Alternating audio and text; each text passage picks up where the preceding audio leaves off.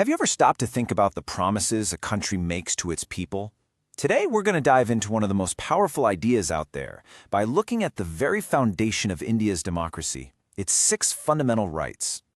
So, let's think about this. In a country with over 1 billion people, what actually stops power from becoming absolute? What protects you as a citizen and guarantees your personal dignity? I mean, it's a huge question every democracy has to grapple with. Well, in India, the answer is literally written right into the Constitution. And these aren't just your average laws, they're constitutional guarantees. The best way to think about them is like 6 giant pillars holding up the entire democratic building. They basically draw a line in the sand, telling the government, this far and no further. And they define what it truly means to be a free citizen. Right, so these pillars aren't just some high-minded, abstract ideals. Nope.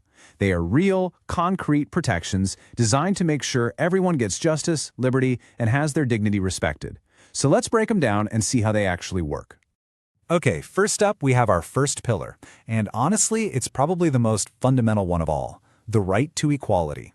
The core idea is super simple, but also totally revolutionary. The law is king, and everyone is subject to it. So what does that actually mean for you and me? It means that in a court of law, it doesn't matter who you are, how much money you have, or what your title is. Whether you're a regular person on the street or the prime minister, the legal system has to treat you exactly the same. It's what stops us from becoming a society where justice just depends on who you know. And you know, this right gets really specific. The Constitution doesn't just talk in generalities, it explicitly forbids discrimination based on your religion, race, caste, sex, or where you were born. It means you have equal access to public places like shops and hotels. It pushes for fairness in government jobs. And, this is so important, it completely forbids the practice of untouchability, making it a crime. All right, let's move on to the second pillar. This one is all about protecting the very core of your personal life. The right to freedom. This is about giving you the space to grow, to express yourself, and just live your life without someone constantly looking over your shoulder. So, what is freedom, really? Well, in simple terms, it's just the absence of unreasonable constraints. It's that personal bubble you have to make your own choices, to speak your mind, and to build a life for yourself without the government, or anyone else for that matter, interfering all the time. And what's so powerful about this is just how practical these freedoms are.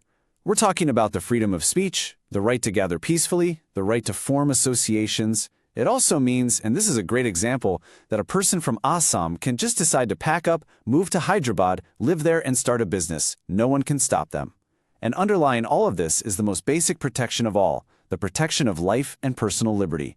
You can't just be arrested for no reason. Now for our third pillar, the right against exploitation. This one is so crucial. It's basically a constitutional shield designed to protect the most vulnerable people in our society from being taken advantage of or abused. You know, the people who wrote the Constitution were incredibly clear about what they were targeting here. This right goes straight after 3 specific, terrible evils. First, human trafficking, which is literally the buying and selling of people. Second, forced labor, or what's known as begar, where people are forced to work without proper pay. And third, child labor in dangerous jobs.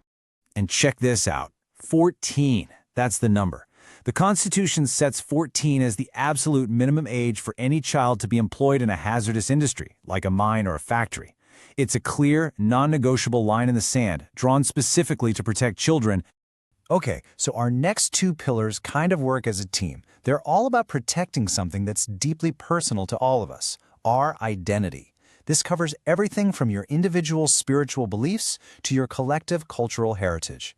So here's how the Constitution cleverly handles this. On one side, you've got the right to freedom of religion, and this is for absolutely everyone. Because India is a secular state, you are completely free to practice, profess, and share your beliefs, or to have no beliefs at all. Then on the other side, you have cultural and educational rights. Now these are specifically for minority groups. Why? To make sure their unique languages and cultures don't get swallowed up by the majority, and to give them the right to set up their own schools to keep their heritage alive.